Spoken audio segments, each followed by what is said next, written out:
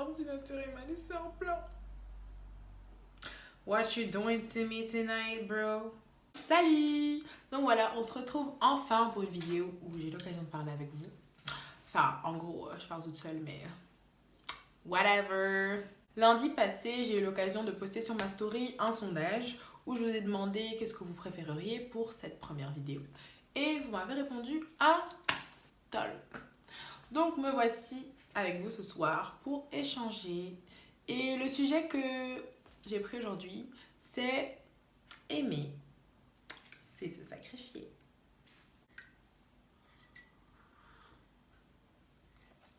Maintenant, on peut commencer. Je prends des risques de malade. Ma tasse, elle est sur mon ordi. Si ça coule, je coule avec. Parce que la foi vient de ce que l'on entend et ce que l'on entend vient de la parole de Dieu. Alors, on va commencer par une petite histoire qui vient de la Bible. Alors, c'est l'histoire du jeune homme riche. Et on va prendre la version de Matthieu. Parce que cette histoire est reprise à plusieurs reprises dans les évangiles, mais je vais prendre plus particulièrement la version de Matthieu, qui se trouve, je vais mettre la référence sur l'écran. Donc Matthieu 19, versets 16 à 24, et ensuite on lira le verset 29. Je prends ma Bible. Ah, qu'est-ce que tu crois? C'est pas mon téléphone, hein?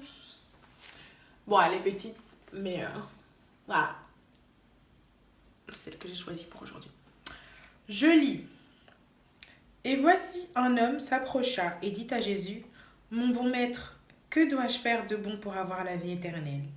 Il lui répondit, « Pourquoi m'appelles-tu bon? Il n'y a qu'un seul bon, c'est Dieu. Si tu veux entrer dans la vie, observe les commandements. » « Lesquels? Lui répondit-il, lui dit-il. Et Jésus répondit, « Tu ne tueras point. Tu ne commettras point d'adultère, tu ne déroberas point, tu ne diras point de faux témoignages, donc tu ne mentiras pas. Honore ton père et ta mère, et tu aimeras ton prochain comme toi-même. » Le jeune homme lui dit, « J'ai observé toutes ces choses. Que me manque-t-il encore? » Jésus lui dit, « Si tu veux être parfait, va, vends ce que tu possèdes, donne-le aux pauvres, et tu auras un trésor dans le ciel. Puis viens et suis-moi. » Après avoir entendu ces paroles, le jeune homme s'en alla tout triste, car il avait de grands biens. Donc je me suis arrêtée à la fin du 22, et je saute à 29. « Et quiconque aura quitté à cause de mon nom ses frères ou ses sœurs, ou son père, ou sa mère, ou sa femme, ou ses enfants, ou ses terres, ou ses maisons, recevra le centuple et héritera la vie éternelle. » Alors, de quoi s'agit-il? Il s'agit du sacrifice. Donc, qu'est-ce qui se passe? Le jeune homme, il se dit, j'ai envie de suivre Jésus, donc je vais le trouver. Il est parti voir Jésus, en personne. Mais c'est là que Jésus complique un peu la situation. Et il ajoute, si tu veux être parfait, va, vends ce que tu possèdes, donne-le aux pauvres, et tu auras un trésor dans le ciel, puis viens et suis-moi. Donc, ce que Jésus lui demande, c'est en gros, tu prends tout ce que tu as, toutes tes richesses, vu que c'était un homme riche. Tu prends toutes tes richesses, tu les vends. L'argent de cette vente, tu le donnes aux pauvres. Après, tu viens voir. What? Jésus, pardon? Je dois faire quoi? Ah non. Non. C'est pour ça qu'il est parti tout triste. Il s'est dit... Non, je peux pas faire ça. Je suis pas prêt à sacrifier tout ça. Je suis pas prêt, je peux pas. La morale de l'histoire dans tout ça, c'est qu'il est très difficile en fait de se détacher de ce à quoi on tient. Parce que ce à quoi on tient, ça fait partie de notre quotidien, ça fait partie de nos habitudes, ça fait partie de notre confort, notre routine. On est très attaché. Si par exemple on dit, je sais pas, si je te demande, donne-moi ton iPhone maintenant. Non. C'est normal, t'es attaché à ton téléphone, tu fais tout avec, tu l'as tous les jours. C'est vraiment ton quotidien, ton confort, t'es habitué à ça en fait. C'est pour ça qu'il a eu du mal en fait, ce jeune homme. Il s'est dit, je tiens à mes richesses, je tiens à mes biens matériels, je peux pas. Non, j'y arriverai pas, c'est mort, c'est mort. Quand on aime, on donne. Le verset le plus connu de la Bible, je te laisse 3 secondes pour réfléchir. Et tu vas me dire c'est quoi. 3, 2, 1. C'est Jean 3,16.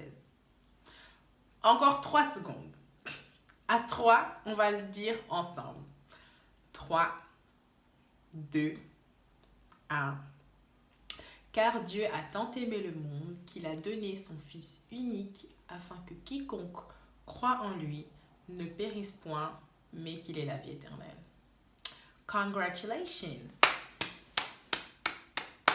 Yes! Bing, bing, bing, bing, bing. Ce qu'on retient de ce verset, qui est un peu un des versets principaux de la foi chrétienne, c'est quoi? C'est que Dieu a tant aimé qu'il a donné. C'est parce qu'il nous aime tant qu'il a donné son Fils unique. Et avec ce verset, on comprend bien que le concept de l'amour est toujours lié au don. Quand on aime, on donne, on se donne. Et c'est ça que Jésus demandait en fait au jeune homme. C'était « donne-moi ton cœur ».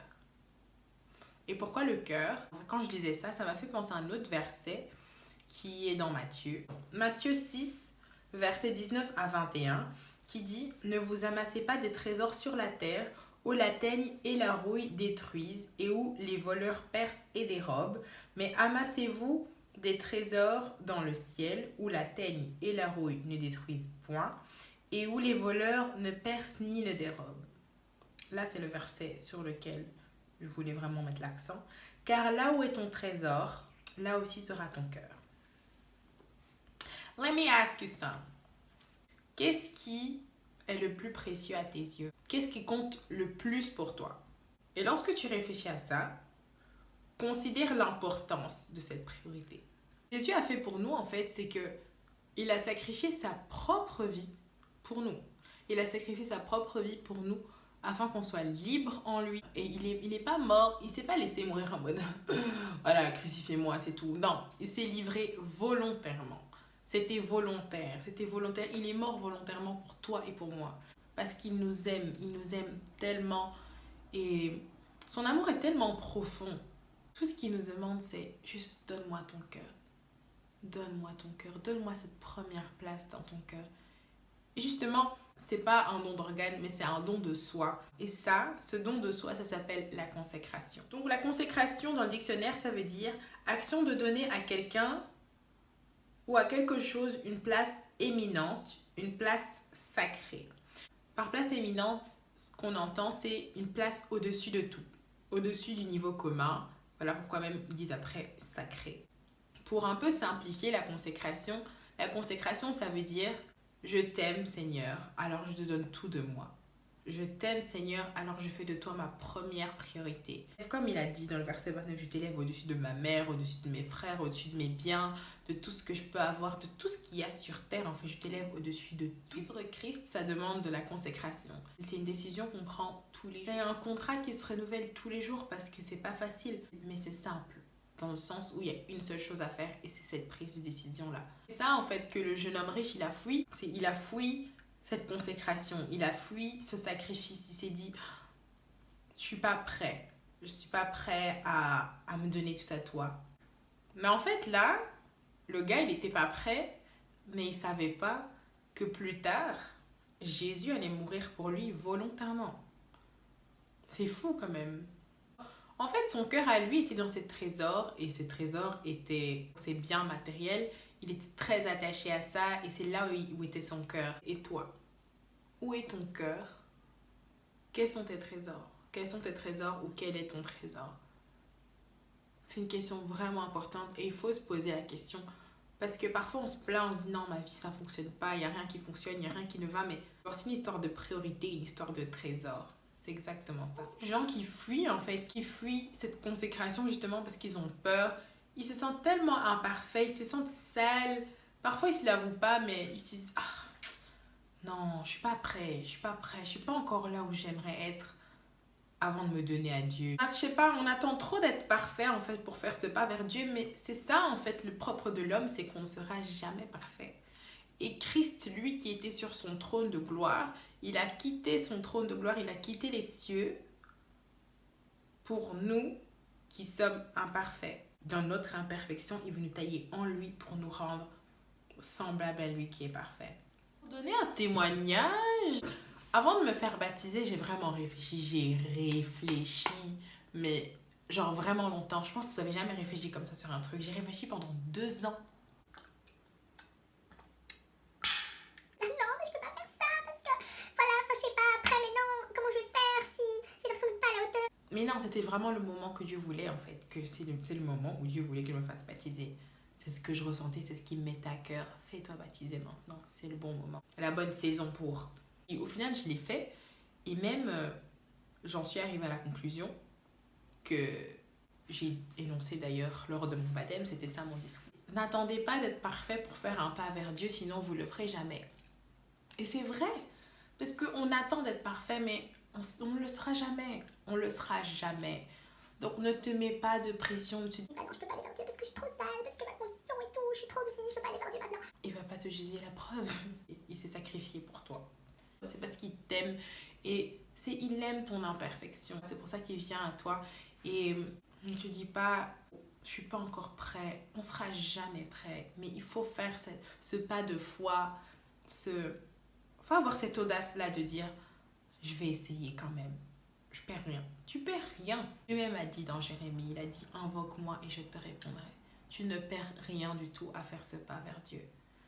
Donc fais-le. Et en plus, je mets ma main sur mon cœur, il te répondra. Si tu lui parles sincèrement, tu dis Jésus, je suis là. Je sais que je ne serai jamais prêt, mais j'ai envie de faire ce pas de foi. Il va te répondre. Donc en conclusion, je vais répéter mon discours du baptême. N'attends pas d'être parfait pour faire un pas vers Dieu, parce que sinon, tu ne le feras jamais. Merci d'avoir regardé cette vidéo. Je suis super contente d'avoir pu faire cette vidéo, d'avoir commencé par un talk et par un make-up tutoriel. Et voilà, je suis contente de ce sujet. Ça m'a fait du bien de partager ça et j'espère que ça vous fera du bien à vous également. En tout cas, on se retrouve jeudi prochain pour une nouvelle vidéo. Mais avant cela, tu as des choses à faire pour moi, mon cher. Alors, abonne-toi, commente, like, si tu peux, partage et on se retrouve jeudi. Tchuss!